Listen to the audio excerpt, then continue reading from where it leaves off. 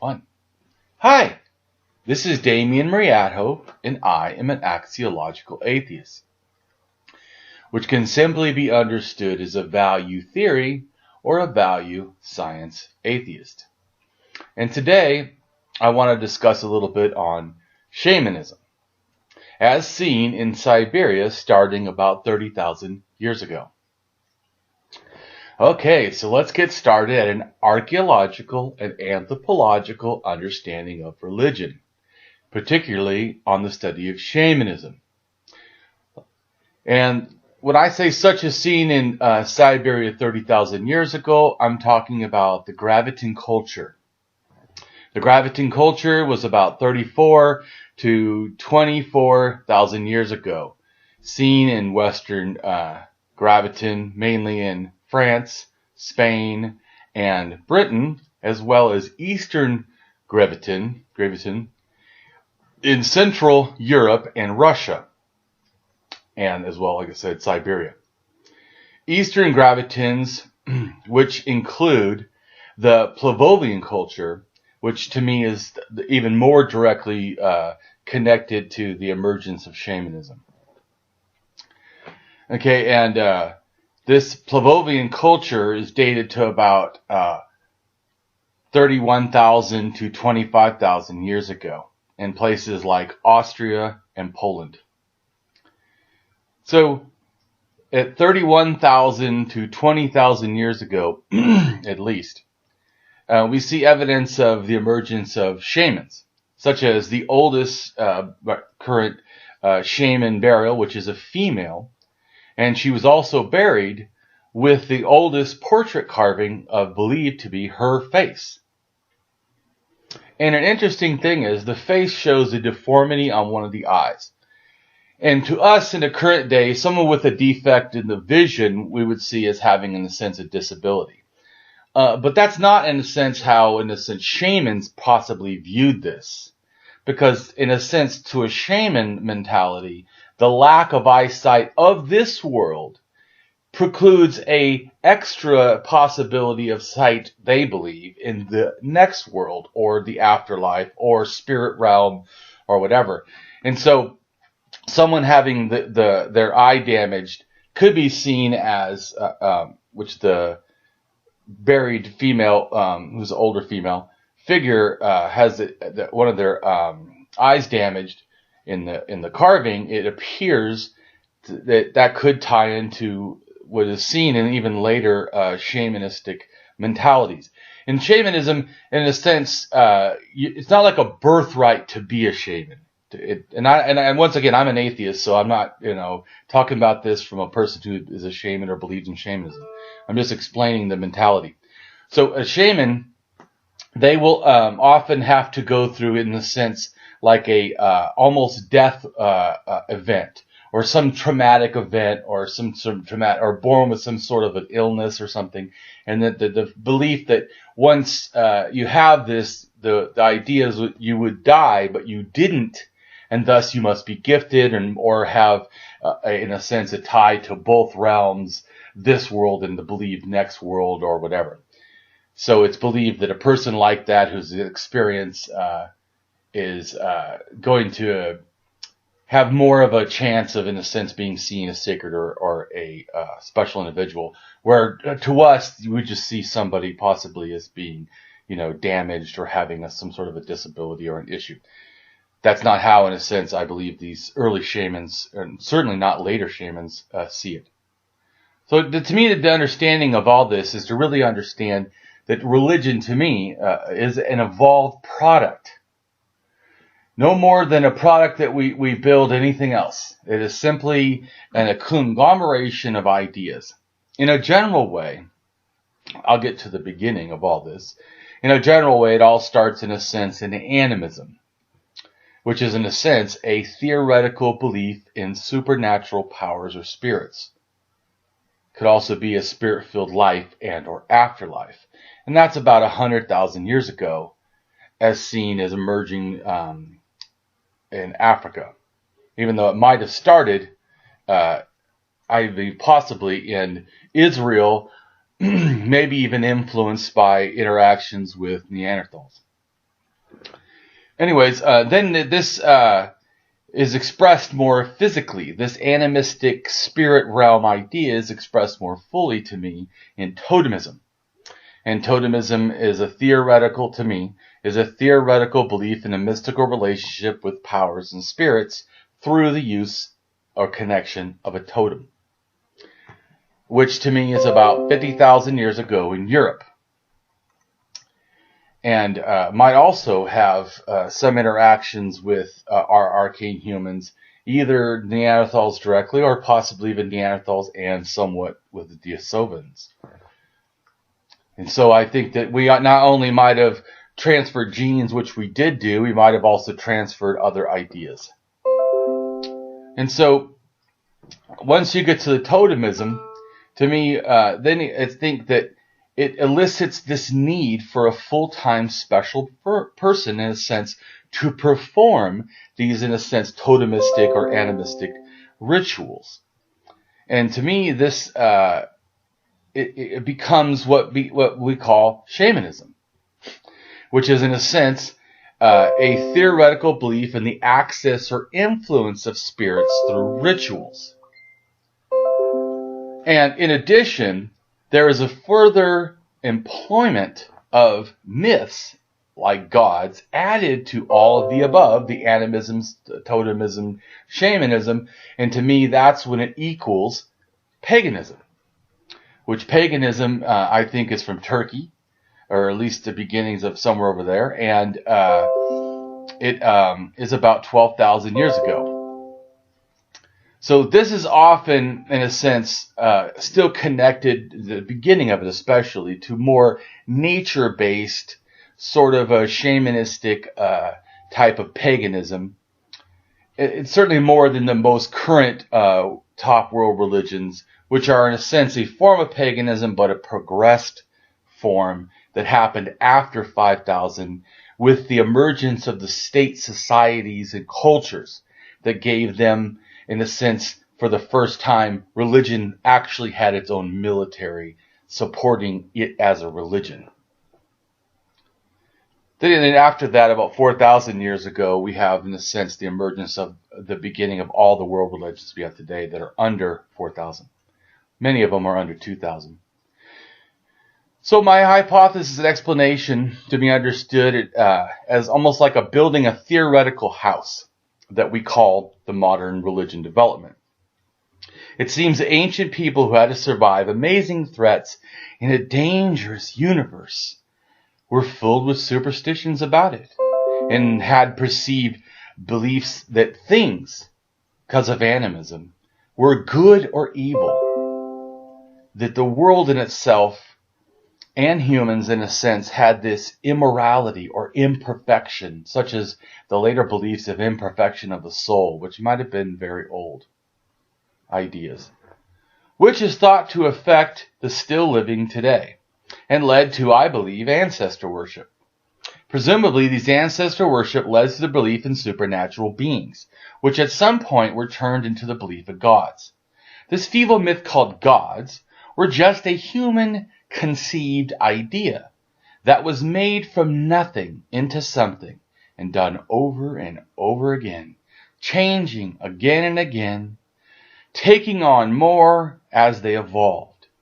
And all the while, they are thought to be something special and something believed true. However, it is just this supernatural, animistic, spirit-believed, perceived as something sacred. No different than a child before the age of 7 will have animistic superstitions about the world because they lack an understanding. Historically, around 5,000 years ago in large city-states, such as Egypt or Iraq, culminated to make religion into something kind of new. A socio-cultural government religious monarchy, where all, or at least many of the people, such as those in large city-state societies, seem familiar with and committed to the extent of a universal type of religion for that culture. The integrated life identity package of control dynamics with a fixed, closed, magical doctrine. However, this juggernaut of integrated religion identity package is of dogmatic propaganda, certainly did not exist or did not fully develop to that extent in earlier times, such as shamanism. It was highly limited, and in most smaller prehistoric societies, as they seem to lack the stronger controlled dynamics with the fixed closed magical doctrine that we see later. These magical beliefs could be at times added or removed, and many people just wanted to see develop religion dynamics everywhere, but I don't see it all the same. Even if it is not, though, it still has connections.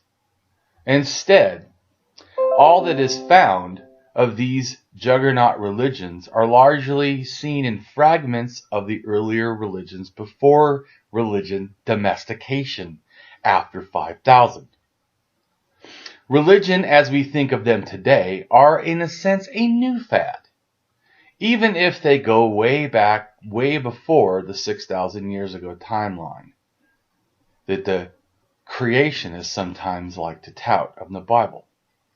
This amounts to almost nothing when we see the long, slow, arduous trudge of evolution of religion that started at least 70,000 years ago with the oldest ritual worship in the world evident in a stone snake from South Africa. This message should call to us of how religion and its gods are intertwined with human frailty. It is clearly a man-made set of ideas that have developed slowly, have been invented, reinvented, implemented as if piece by piece, and yet called a whole today, which discredits them all. This seems to be a simple point which some just do not want to grasp, and don't seem to get how devastating it is to any claims of truth when we can see the lies clearly in archaeological sites and archaeological data. So there was a large amount of transfer all over the world, and there is a lot of connections that archaeology and genetics are helping us figure out.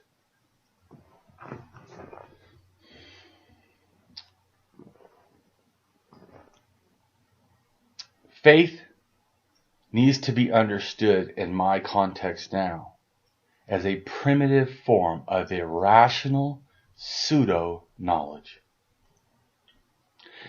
The Archean culture is dated to around 43,000 to 30,000 years ago, and are considered to be, in a sense, the first prominent European culture that were using, in a sense, sort of northern type of hunter-gatherer, behaviors. It possibly goes back to 47,000. But around 45,000 years ago, there is Siberian remains of a male hunter-gatherer that I presume is possibly a totemist, or is connected to the, in a sense, first totemistic type of people by about 50,000 years ago. Then by 30,000 years ago, there are, to me, shamanistic totemists. And I break up totemism into two main categories, the pre-shamanism. So totemism, to me, was, in a sense, male and female lineages. In other words, there is one set of totemistic clans that are father-based, and one are, in a sense, mother-based, passing down lineages of the totemistic clan.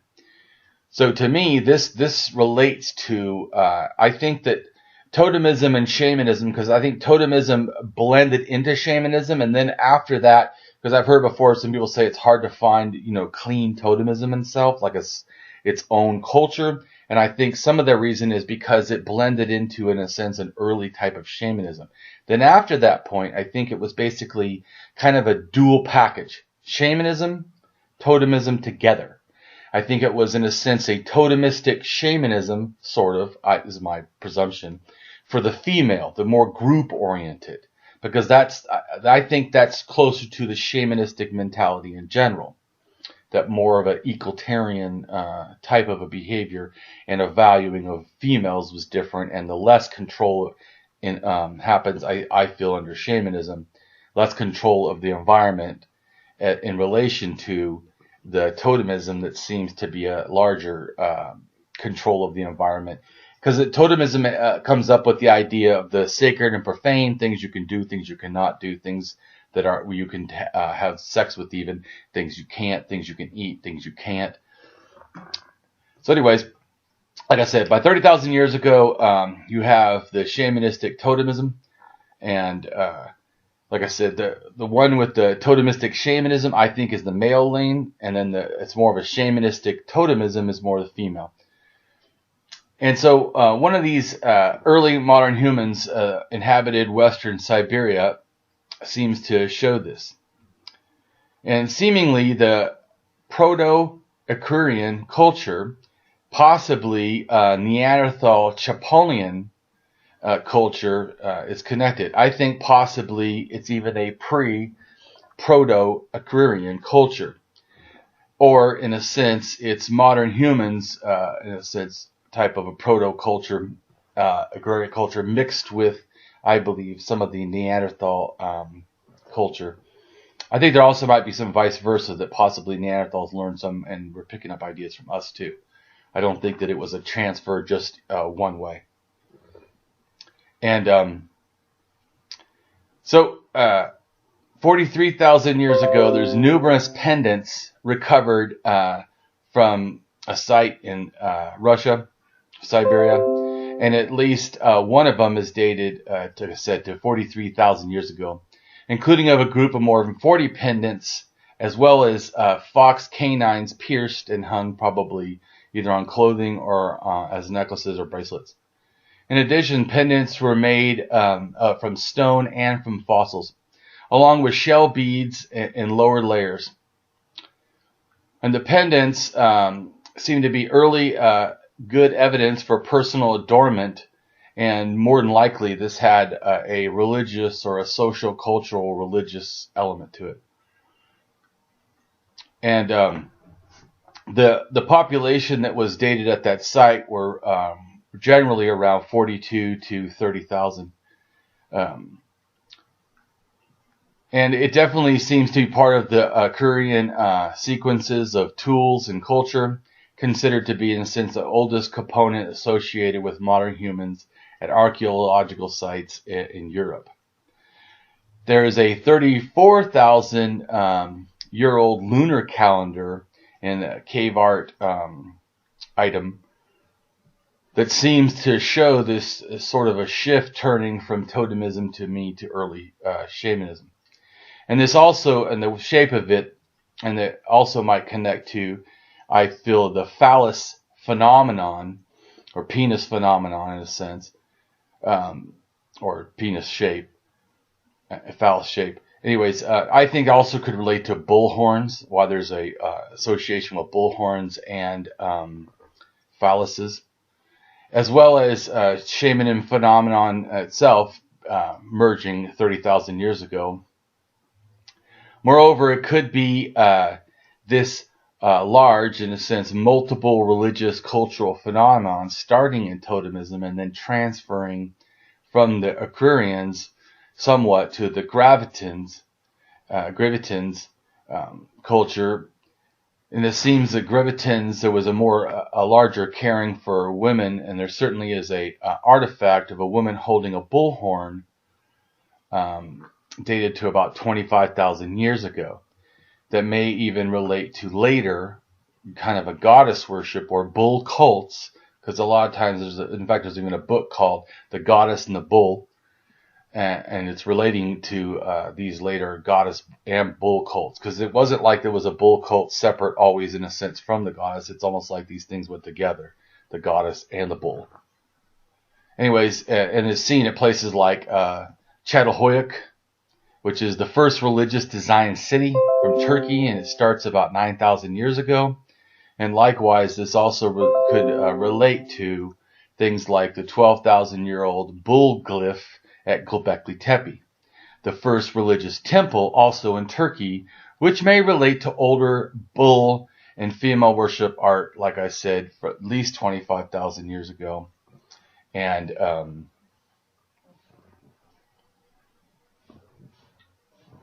so the fact that the art seems to relate to this, I think, is important. So most of the items for the Aquarian dating from 43 to 35. And then, like I said, after that, he starts into the totemism.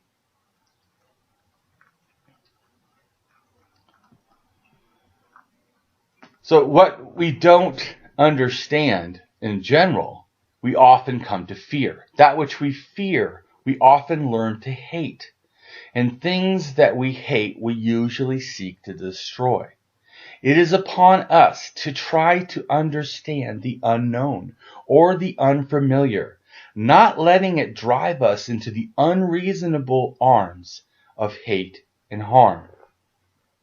Religious belief often doesn't stay in the belief category, as if it is something chosen only temporarily, as if needed only then and then can be discarded, or it's even changeable if required. No, that is not what common religious beliefs are. They are completely infused into a person's identity often. Thus, it is not what they believe, it is more a factor of who they think they are. What this means is they are later challenged and given reason to let this belief go. It is largely seen for them as destructive because they and their belief are mixed. It is part of, in a sense, the person's identity, making it feel like it is a loss. Not just a possible belief loss, but often a perceived personal identity lost.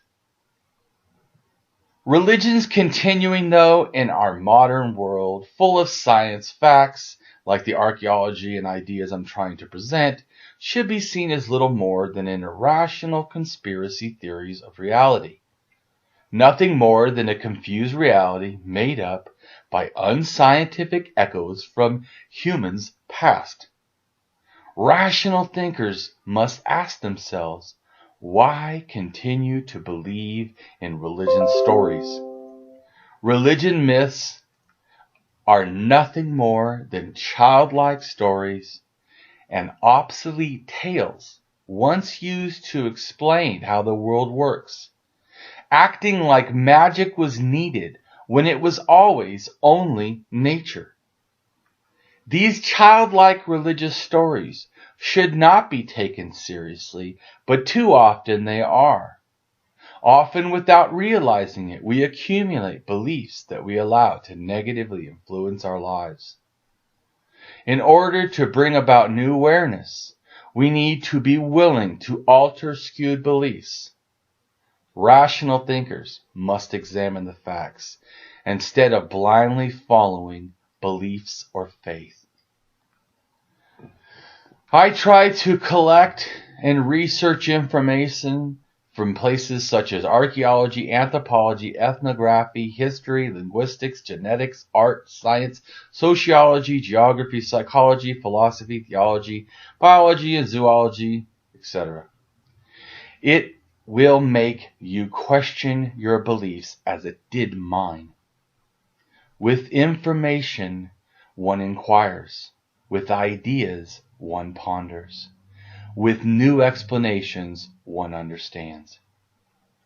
The two main goals I hold are to expose the evolution of religion, starting at least 100,000 years ago, and offering challenges and information to remove any rationale of faith. It is like an invention for belief and myths that are plagued humanity for too long now. We often think we know what truth is. Nevertheless, it can be but a vantage point away from losing credibility if we are not willing to follow valid and reliable reason and evidence. The door of reason, my friend, opens not once but many times. Come on a journey to free thought, where the war is against ignorance, and the victor is a rational mind. If you are a religious believer, may I remind you that faith in the acquisition of knowledge is not worth believing in. Because what proof is faith of anything? Religions claim by faith, as many people can have faith even in the same religion and yet have it differently. There is a possible occurring culture-related item, similar to other items.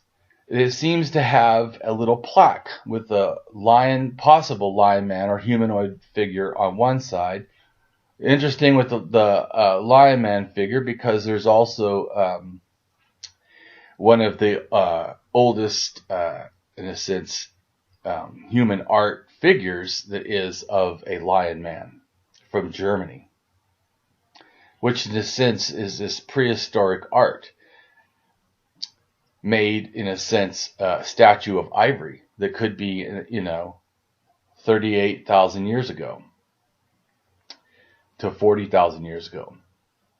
There are, in a sense, but this tablet itself, it has a lion on one side, it has notches on the other side.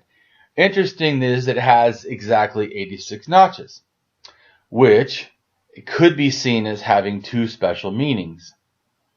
Because there's a thinking, I think it started maybe even in totemism, but certainly seems evident in shamanism, that from the beginning, is there's a connection to the earth below and the stars above.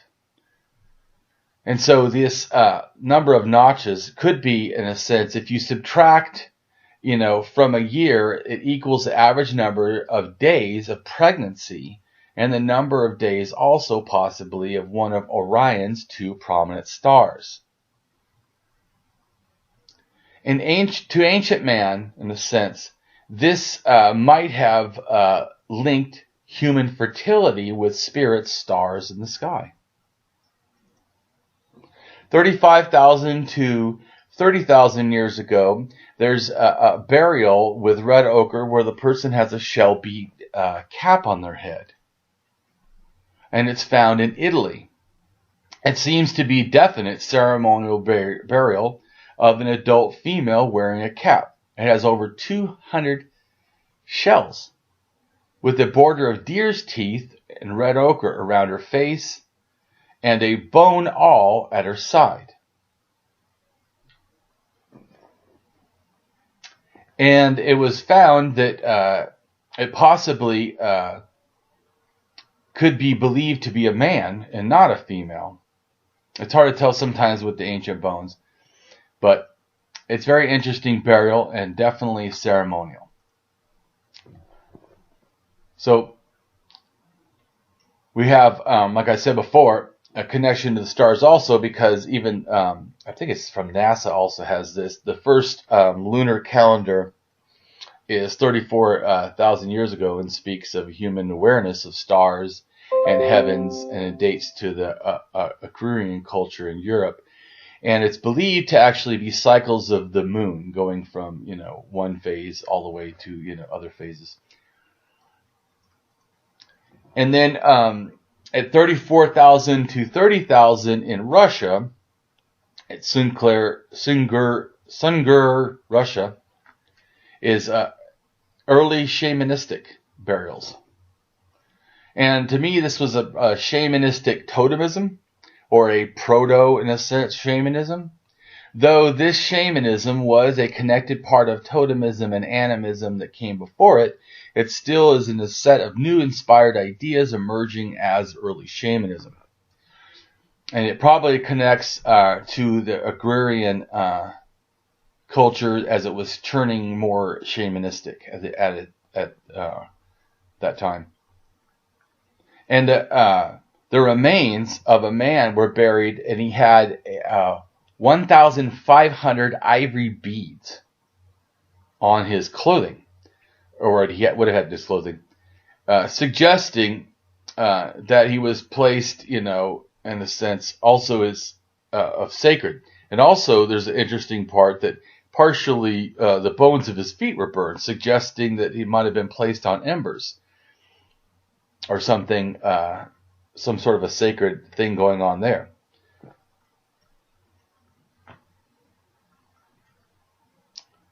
And then, interesting enough is there's also a child burial in Czech Republic with a necklace for 27 pierced fox teeth and a skull covered with red ochre, and the whole burial, in a sense, was under complete mammoth shoulder blades. And also, this culture was on the move, because the agrarian culture was in the Zagros Mountains in a sense, Iran, back to about 35,500 years ago. So, the Gravettians, culture, art, or European Upper Paleolithic that succeeded after the Agrarian culture. And the Gravettians were hunter-gatherers who lived, and I think these are the real emergence of the shamans, shamanism, I should say, who were living in bitterly cold period during European prehistory. And the archaeological evidence of the European culture, mainly considered to be ununified, it had mostly disappeared around 22,000 years ago, close to the last glacial maximum, although some elements lasted, I believe, until 17,000 years ago. Compared to theorized hunting techniques of the Neanderthals and the earlier groups of humans, the Gravettian hunting culture appears to be more mobile and also more complex. They lived often in caves or in semi-subterranean or round dwelling houses, which were typically arranged in small villages. Gravettians are thought to have been innovative in developing tools such as blunt back knives and tanged arrowheads and boomerangs.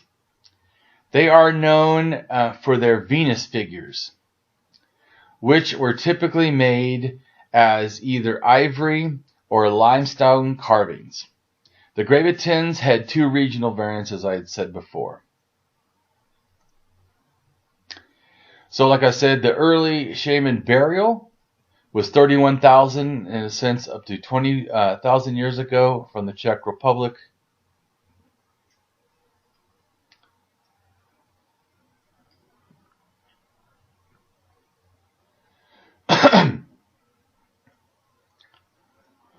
And early religion, about 30,000 years ago, there's a figure. It looks like it's a carved figure. It looks like a female dancing. And it's about anywhere from 30 to 32,000 years ago, and measuring about 3 inches. And it was created, it believed, to be held in the hand. Why? Possibly shamanistic dancing or rituals. And approximately, 30,000-year-old belief system. And it's believed, in a sense, shows, I think, a spirit-filled life and or afterlife, which can be attached to things that are expressed as objects like this, and can be used, believed by, I think, special persons in special rituals to attach to or connect to the spirit-filled life or afterlife. And 27,000 to 23,000 years old, there's a triple ritual burial in the Czech Republic. And it's believed at first to have been two males with a female in the middle, but later that they felt that maybe that was wrong, and it might actually be a man, but there's still some issues with the size of the figure and some of the attributes. So there's some thinking that it actually might be neither a male or female, but possibly an intersex individual. Now, this may sound interesting to some people, that intersex would be seen as possibly in the center as something sacred between two people. And I think that, once again, to a shaman, when somebody has to their culture seen as something different, differences were unique. In other words, to them, in a sense, everyone is almost born, whole, or is, so when you have defects, that's not seen as a bad thing, that's seen as unique. So this burial of the Czech Republic is interesting. And in a sense, I think it also connects to this spreading and developing of ideas. Certainly, 26 stone symbols have been appearing at French sites, and do this from a point of 25,000 to 13,000 years ago. And then they happen again and again, and then they spread out. These early signs seem to suggest these symbols have some sort of a connected language connection. And then you see them at other parts of the world. It's very interesting. And a paleoanthropologist and rock art researcher explains that even though to many people, written language is the hallmark of human civilization, this construct and behavior didn't just appear suddenly one day. Thousands of years before first fully developing writing systems, our ancestors scrawled geonomic signs across the walls of caves that they sheltered in. And she has studied and codified these ancient markings in caves across Europe and beyond, suggesting a graphic communication possibility and the believability and to persevere this and transmit these messages beyond a single moment in time. And this type of thinking may be older than we think. The Malta Burret culture is 24,000 years to 15,000 years ago. And there is a figure, on the left that is shown wearing what is in a sense, a totemistic, shamanistic figure, appears to be wearing clothes, possibly polar clothes to keep warm. And then also on the right, we have shaman items. And it appears that it's believed that some of these items, little plaques, are worn on clothes because they seem to have holes for attaching them. And in a sense, each of these Venus figurines comes from the Malta and the Burret culture. It's at sites with different, a little bit from each other, but they seem to demonstrate a shared, clothing and symbolic artifact, culture, or certainly a joint use of many of the similar artifacts. And there is excellent workmanship, in these small artifacts, from decorative plaques, pins, to hoops and figures, even water birds, made of hard, durable materials like ivory and antler.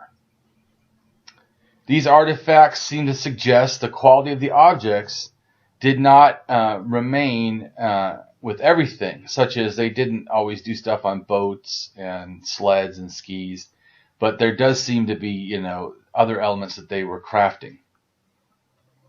The quality of the Gravettian products dictated by, in a sense, conditions that were harsh in the Arctic, kind of cold.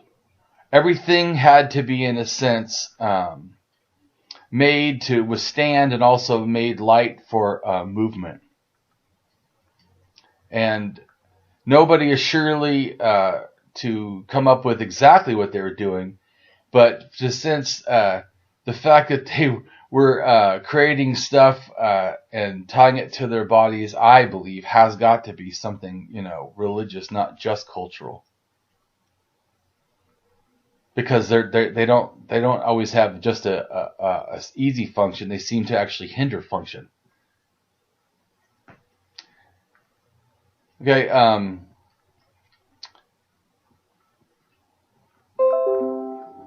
There's a boy whose remains were found in Malta, usually known as MA1, according to research published in 2013. MA1 belongs to a population related to the genetic ancestors of Siberians, the Indians, American Indians, and Bronze Age Yamana people of the Eurasian steppes. Modern-day Native Americans, Kets from Siberia, Mansai, Nagamans, and Yurgurts were found to be or harbor a lot of ancestry also related to MA1. Malta is in a sense, 24,000-year-old Siberian genome, recently described and represented in ancient North Eurasians. A previously unknown northeastern branch of the Eurasian Paleolithic populations. Ancient North Eurasians contributed roughly 30 to 40% to the gene pool of Native Americans of the first settlement wave, and about 50% of the Bronze Age Yamana culture in the Pontic-Caspian steppe.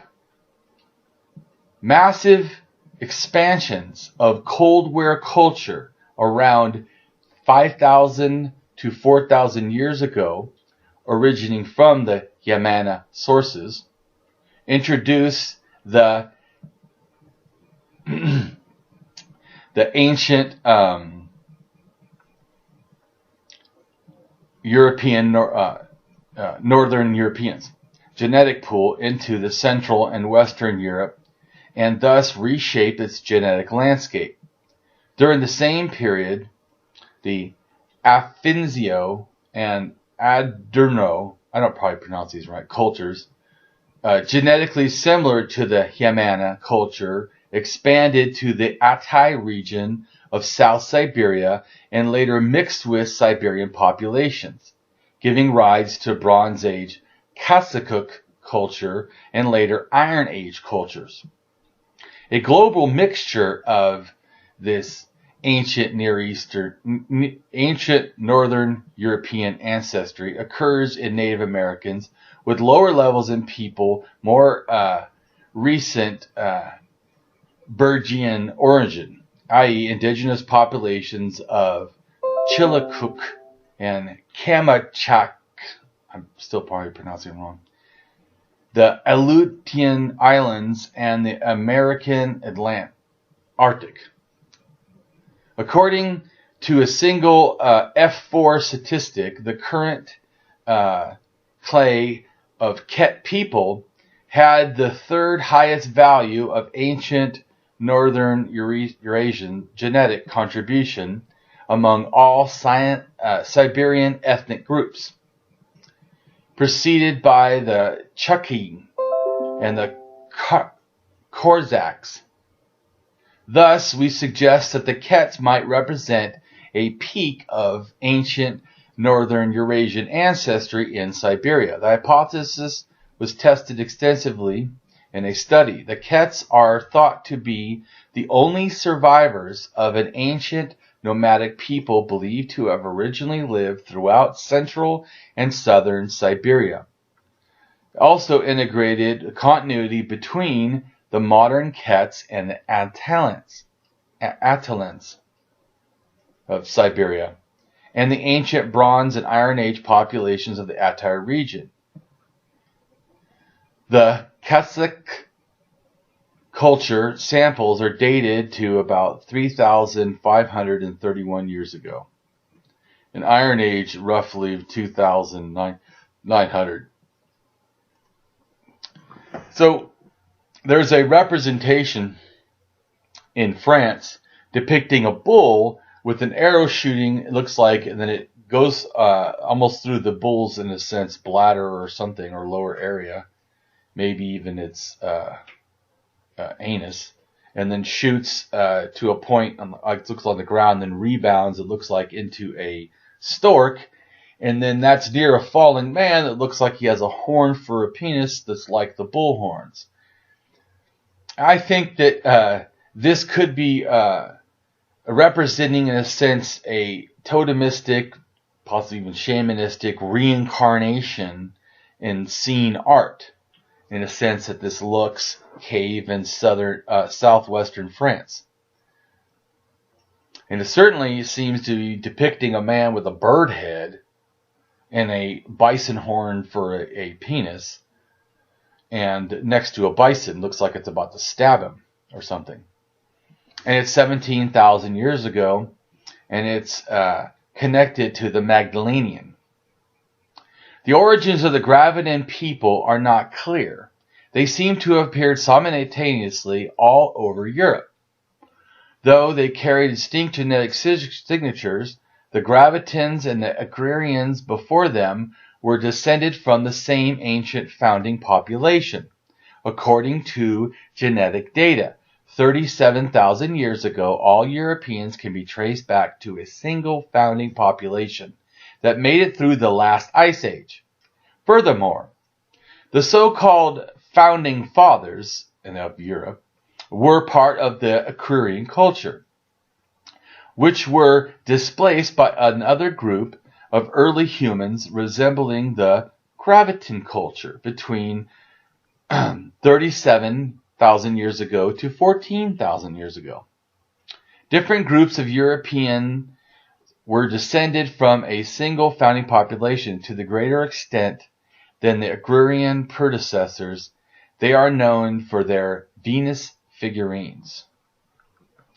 33,000 years ago, oldest known domestic dog skull shows it existed both in Europe and Siberia at this time. 31,000 to 16,000 years ago is the last glacial maximum, with 26,000 years ago being its peak. 30,000 years ago, rock painting tradition begins in the rock shelters of India, which presents a collection seeming to be the contradictions in the rock art showing movement, as in transferring of migrations of people into the area. There are about 800 rock shelters in India, 500 of which contain paintings. 29,000 years ago is some of the earliest ovens found. 28,500 years ago in New Guinea is populated by colonists from Asia and or Australia. 28,000 years ago, the oldest twisted known rope. 28,000 to 24,000 years ago, some of the oldest known pottery was used to make figurines rather than to cook storage vessels. And most of these, in a sense, were female or animals. 28,000 to 20,000 years ago, the Gravettian period in Europe is flourishing. Harpoons and saws are invented. 26,000 years ago, people around the world used fibers to make baby carriers, clothes, bags, blankets, and nets. 25,000 years ago, a hamlet consisting of huts built on rocks and mammoth bones was founded in Moldova, Czech Republic. This is the oldest permanent humanist settlement that has yet been found by archaeologists. 21,000 years ago. Artifacts suggest early human activity occurred in Australia, the city capital of Canberra. 20,000 years ago, the Cambrian culture in the Levant. 20,000 years ago is for sure the oldest pottery, storage, and cooking vessels found in China. And then 20,000 to 10,000 years ago, there's an expansion into Central Africa. 16,000 to 14,000 years ago is a proto-Mongoloid type of man found in Japan. 16,000 to 13,000 years ago, first colonization in a large way into North America. 16,000 to 11,000 years ago is a Caucasian hunter-gatherers. A Caucasoidal type expands into Europe. 16,000 years ago, there's a clad in a cave in France. 15,000 to 14,700 years ago, the earliest supposed date for the domestication of the pig. 14,800 years ago is a humid period, begins in North Africa, the region that would later become the Sahara. At this time is wet and fertile, and it has even water aquifers. And then people move in the area. 14,500 years ago to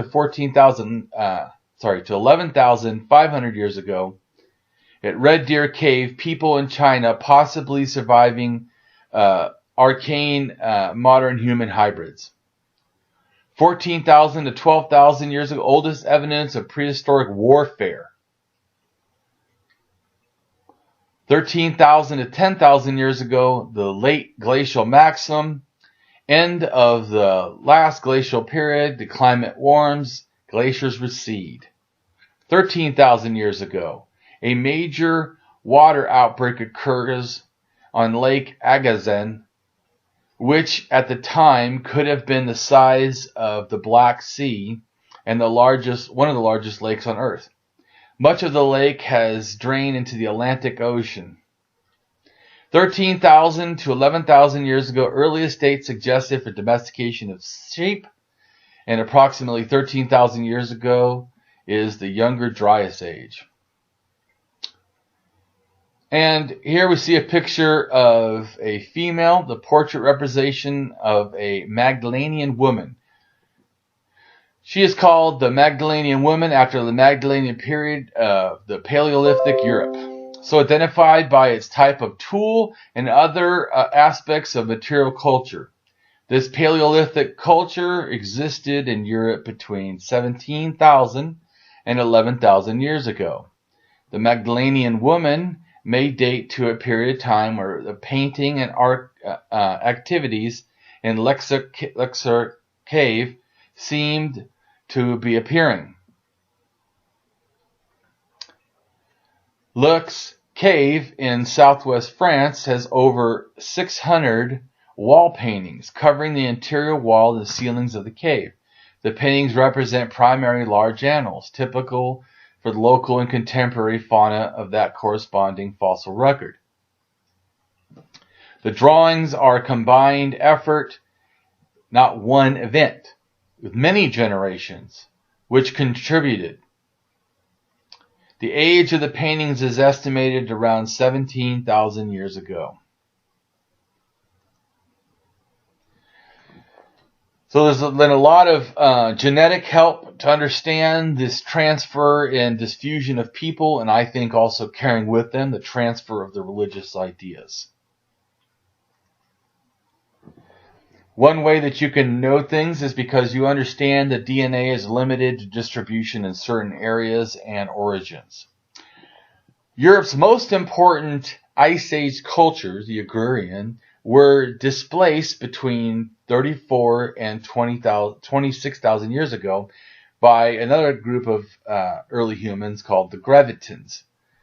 After 14,000 years ago, Europe became more closely related to populations from the Mideast, the Cossacks, and Turkey. This happened to coincide with the first major warming period at the end of the Ice Age, and could reflect the expansion of people from the south and east. Archaeologists tend to think that these sorts of cultural shifts reflect the spread of new ideas through an unchanging population. But new analysis from nuclear DNA taken from 51 ancient Eurasians tells a different story. They actually reflect a spread of different peoples. The agrarian culture was dominant between 45,000 and 35,000 years ago. This culture produced fine bone and stone tools and some of Europe's oldest and most beautiful art. For instance, things like the caves in France. By about 33,000 years ago, a new culture had begun in the south and east of Europe and was beginning to spread across the continent. The Gravettians and later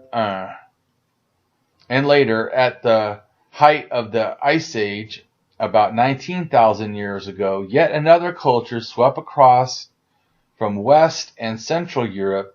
The Magdalenian culture is famous for its reindeer hunting and for its artwork to carve bones from antlers and bones. One of the oldest individuals found at a site in Belgium is around 35,000 years ago and is believed to be associated with the Aquarian branch of the European family tree that is entirely different from the DNA of 14 Gravettians from across Central and Southern Europe. In other words, the Aquarians were pushed aside by the expanding wave of Gravettians, which is, in a sense, exciting and also striking, how a relatively homogeneous population sweeps across large portions of Europe between 33,000 and 26,000 years ago, seemingly displacing or force migrating the populations before them. But these populations that were pushed did not die out, as seen in his analysis of 6 Magdalenians, showing that their descendants, that they are descendants of these displaced Aquarians that survived, returned from some 19,000 years ago. It is a genetic component seemingly reshaped and reappeared in Spain. Then till around 14,000 years ago, they signal a new spread into Europe again. What happened next in Europe is another population expansion across Europe about 14,000 years ago. And genetics seem to show Ice Age Europeans at that time had dark complexions and brown eyes. Only after 14,000 years ago did blue eyes begin to spread about 9,000 years ago from farmers arrived from the Near East, such as Turkey. And pale skin only appeared across the continent after 7,000 years ago. Bore, it is believed, by early farmers from the Near East. Then about 9,000 years ago, like I said, the farmers arrived until about 4,500 years ago, a wave of pastoralists from Eurasian steppes swept across the continent too. All of these, in a sense, different populations have left their genetic mark on the living genetics of Europeans today. So the Agrarians and the Gravettians and the Sulcherns from at least 42,000 to 17,000 years ago had numerous Y DNA, especially C1 and I. And the Magdalenian from 17,000 even until beyond them at 7,500 has numerous Y DNA, but mainly one, especially I2.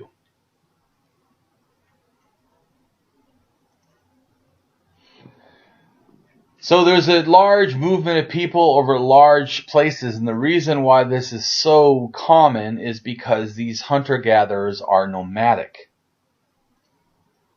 So these highly nomadic people descend from Siberia across to Virginia, the landmass now, in a sense, in between the Asian continent and North America, now underwater. But before there was a, landmass that they could populate. And the populating of the Americas with such things as the pre-Paleo-Indians or the Proto-Americans is around 30,000 to 12,000 years ago. And a paleontologist published findings suggesting that humans hunted giant sloths in America about 30,000 years ago. All the way in southern Chile is where the evidence comes from, as amazing as that is. And it shows that humans lived at a coastal site now called Mount Verde. It's seemingly they were there because the stone tools also in that Mount Verde is at least 14,800. Stone tools from northern East Brazil are 22,000 years ago, and seeming to prove that humans reached northwest Brazil at least 22,000 years ago. Discovery also adds to a growing body of research that the so-called Clovis model, which holds the people arrived in the Americas from Asia only about 13,000 years ago, is leaving a little out of the picture.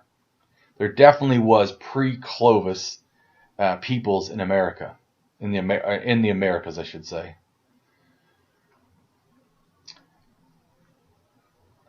The earliest radiocarbon dates for a site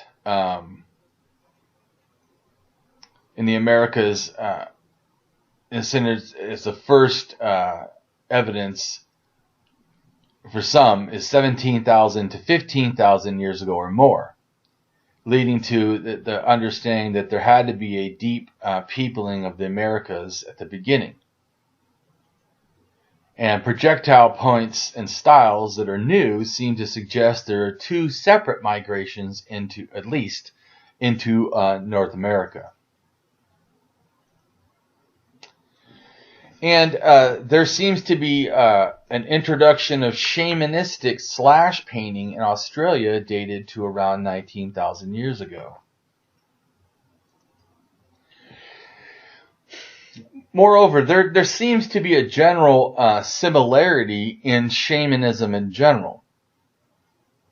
Everything from what's called the sorcerer from in a French cave, considered to be a depiction of a shaman possibly wearing animal hides or something, or either that or an animal anthropomorphizing into a human.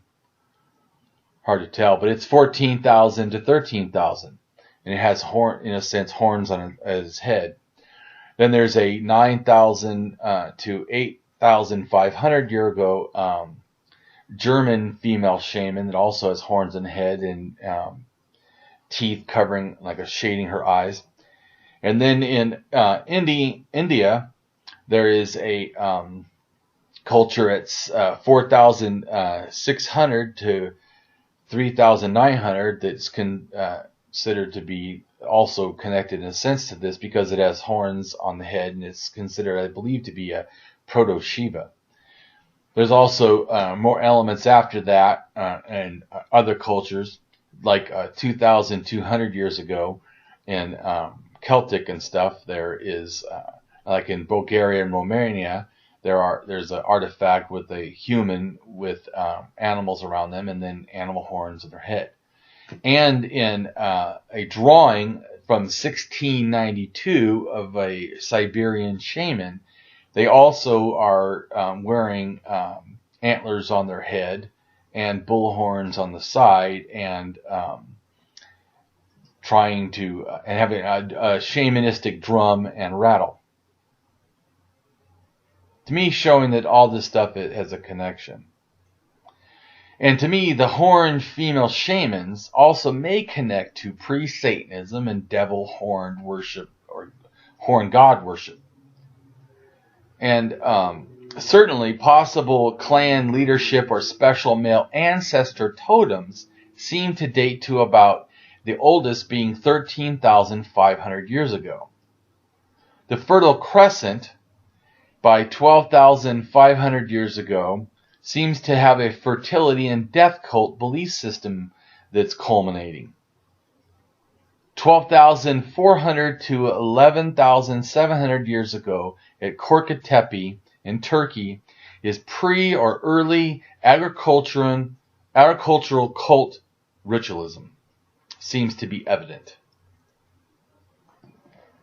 And one interesting thing to me about shamanism and its connections is the belief in sky burial, which is basically birds eat your body and take it to the sky or the stars, or the belief that it does, not that that really happens. And this behavior is seen right away in 30,000 years ago in the Gravettian burial sites, and they look, primarily like that, where they're hanging possibly, dead bodies above the ground in a kind of sky burial. It seems also seen in natives of the Americas and even Tibetans. Or they were placed on the ground, which also may be seen as a kind of sky burial, which that is, in a sense, how a lot of times Tibetans do it, on the ground, on top of a mountain, on top of stones or whatever, but on the ground. And only some of the human bones, in a sense, in the Gravettian culture were put into shallow holes or graves. The various death customs and beliefs which first evolved during the, in a sense, invasion of these arcane, northern Eurasians or Asians from Siberia to Alaska across the land bridge during the last glacial period, around 12,000 years ago, gave them the means, in a sense, to cope with what they experienced, the loss of death. Individual tribes maintain their own death customs and adapt them to their regional environments, which they, in a sense, migrated through or to, or even from. Sometimes they took the exact, traditional beliefs. Sometimes they molded along the way, and sometimes they started anew when they got there. Or because of environment after they got there, things changed and they changed again. Like the loss of hunting, things like mammoths. You had to go to something else. California started fishing. So they started doing a lot more, agricultural, in a sense, and stuff from resources from the environment, like fishing or mollusks or clams or whatever. Most Native American tribes believe that the souls of the dead pass into a spirit world and become part of the supernatural forces that influence the aspects of their daily lives. In other words, animism, totemism, and shamanism. Burial customs varied widely from tribe to tribe, disposing of their dead in a variety of ways. Here are a few that could possibly relate to the Gravettians before them, including the Arctic tribes, for example, who simply left their dead on the frozen ground for wild animals to devour. Northwest coastal tribes, who put their dead into mortuary cabins or canoes fastened to poles in the air like an air burial. and Nordic tribes in the and nomadic tribes in the Great Plains region either buried their dead if the ground was soft or left them on trees in platforms or scaffolding if it was cold. Sounds a lot like the Gravettians before them. Sky burial is still currently the preferred practice in Tibet. It was actually only around 40 years ago that a similar death ritual was performed by Zoroastrianism, or Zoroastrianists, as part of Iran and in India. It differed from that in a sense. The corpse was not prepared. It was left intact on a short tower with a low, in a sense, parameter around it. It was called the Tower of Silence. On the top of the tower were concentric rings, the outer one for the body of men, the middle one for the women, and the innermost for the children. When the sun had bleached the bones, which could take up to a year, they were collected and dissolved in lime in a obscure pit at the center of town, when filtered through by charcoal and flushed away by rainwater, presumably. The Zoroastrian reason for sky burials differed greatly from the Buddhists. Zoroastrian considers a dead body to be unclean and impure, as well as liable to be rife with demons. To bury a body is to risk, in a sense, defiling the water supply via its imperfections, leading to a problem with purification.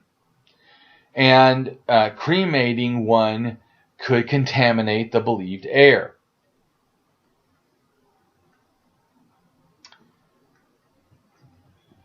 So there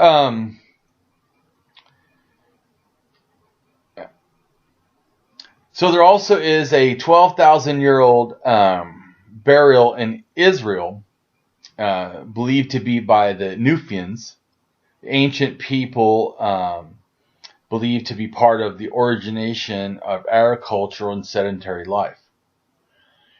And it's a burial of a female shaman. And I think it's part of the shamanism phenomenon, moving probably in the area and relating to the people that are there. Sedentism and the creation of goddess and goddesses, since goddesses about 12,000 years ago to me, as well as male gods sometime after 7,000 years ago. First patriarchy. The split of women's status, to me, is around 12,000 years ago, and the first hierarchy and the fall of women's status is for sure about 5,000 years ago and after. So there is a large connection to me seen in the art and beliefs of the Central Siberian Russians and the rock art, in a sense, of Aboriginal, Americans. And the connection is at least 10,000 to 8,000 years ago. And that shaman from Israel was buried with all kinds of tortoise shells, which some people may not understand, possibly how a shaman could view a tortoise in a sense as sacred. But a lot of people that in older religions, they have an opinion that water itself is like, the underwater is like the death and above the water is life. And that's why even like baptism, when you go under the water and come back up, oh wow, you're born again, you're brand new. Why? Because you died. Well, because going under the water is to die. Because most people that go under the water for any period of time don't come back. So in a sense, a turtle is a being that's magical and special because it can both go in the water, under the water, on top of the water, and then out of the water. Not only that, a lot of turtles do a unique thing that could be, or at least unique to a animistic, totemistic, shamanistic mindset. A lot of turtles bury their eggs, in a sense, in the ground, like the humans would bury or put something in the ground. And then possibly even turtles could be seen as rebirth, because the large turtle puts all these babies and then leaves, and all they see is dirt. Then later the dirt, breaks forth all these live little babies. But anyways, certainly the Neolithic graves in China may hide, the world's some of the world's oldest writing, as signs carved into 8,600-year-old tortoise shells that could have involved a shaman rattle. And if you are a religious believer, may I remind you that faith in the acquisition of knowledge is not worth believing in, because what proof is faith of anything religions claim by faith? As many people can have different faith, even in the same religion. Thank you, and have a great day.